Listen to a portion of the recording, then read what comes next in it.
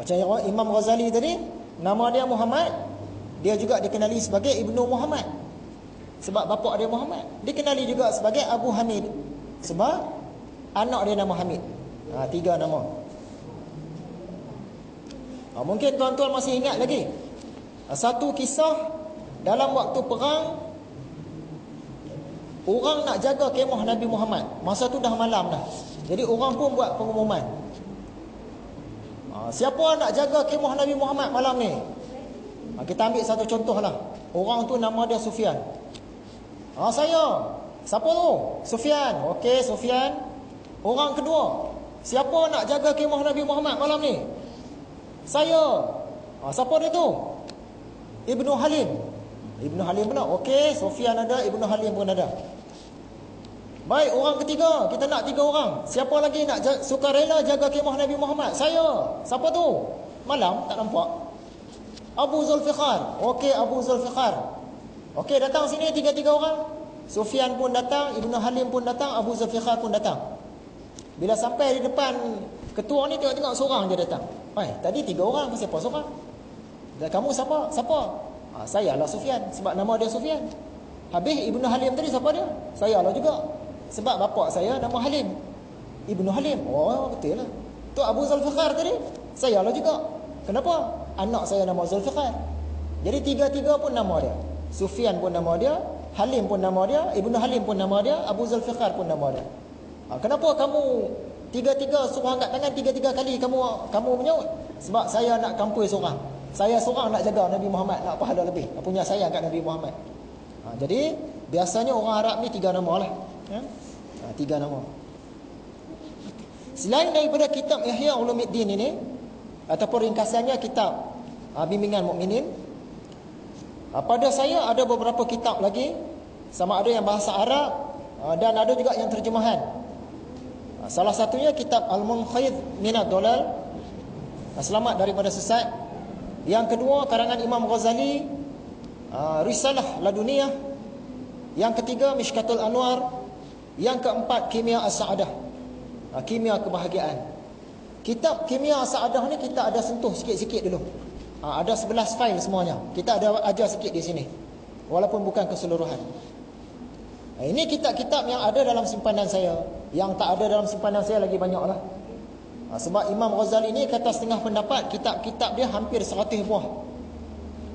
Kemudian orang kaji pula lagi, campur dengan yang hilang, orang kata ada lebih kurang 300 buah. Punya rajin yang mengkaji.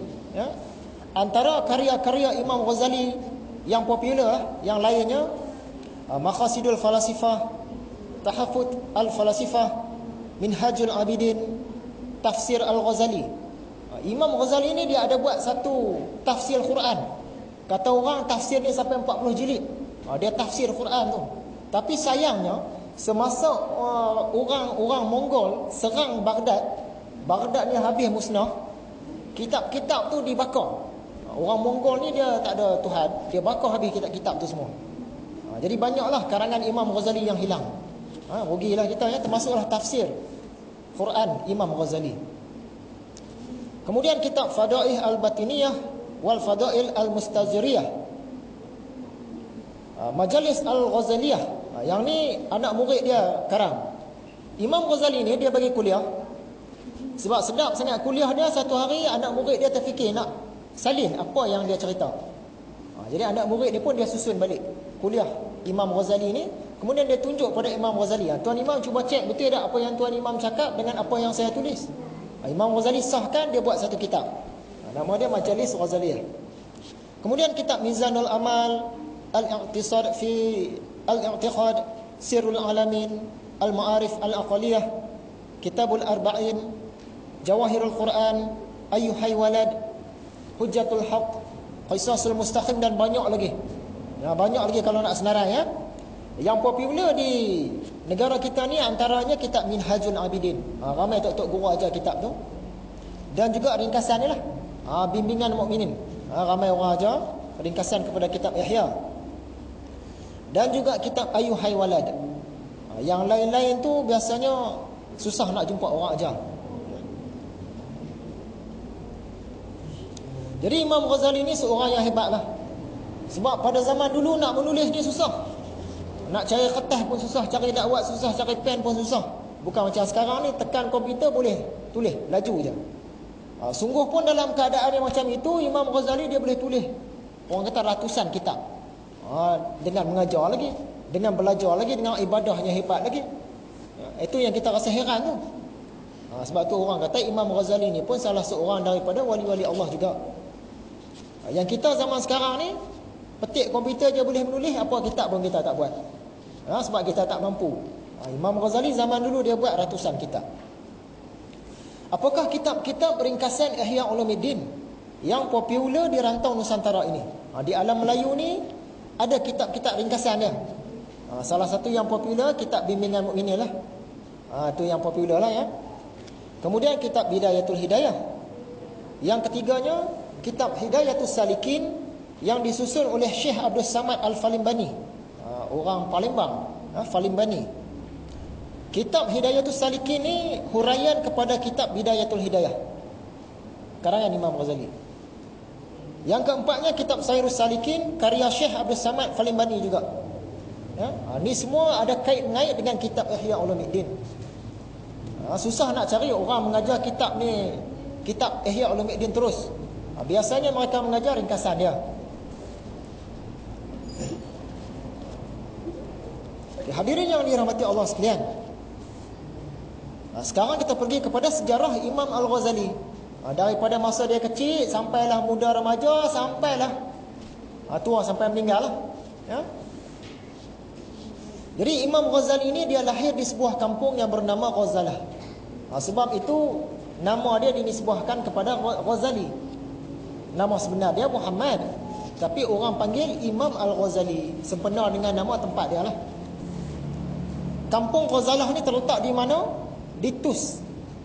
Tus ni di wilayah Khurasan. Kalau zaman sekarang ni dalam negara Iran lah. Bila dia lahir? Tahun 1058 Masihi. Sekarang 2011. Maksudnya dah 953 tahun yang lalu. Dekat 1000 tahun dah. Dekat 1000 tahun dah Imam Ghazali ni hidup dulu. Jadi kitab dia yang ada di tangan kita ni pun dah 900 tahun lebih lah. Sampai sekarang pun orang duk pakai lagi. Ni untung jadi ulama-ulama ni.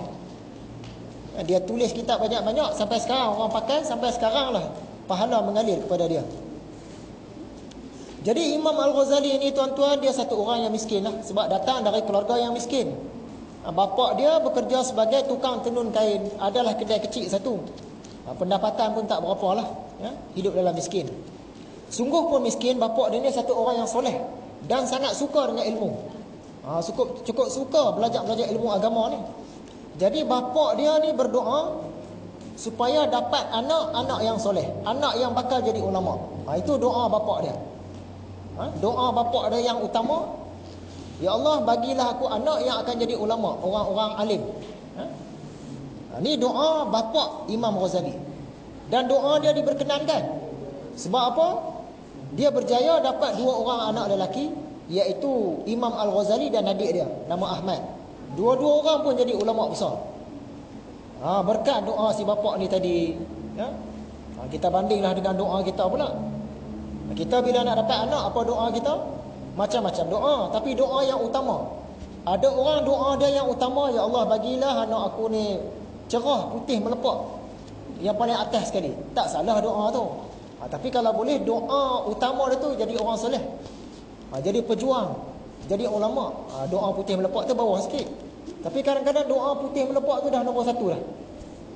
Ada pula doa, ya Allah jadikanlah anak aku satu orang yang cerdik.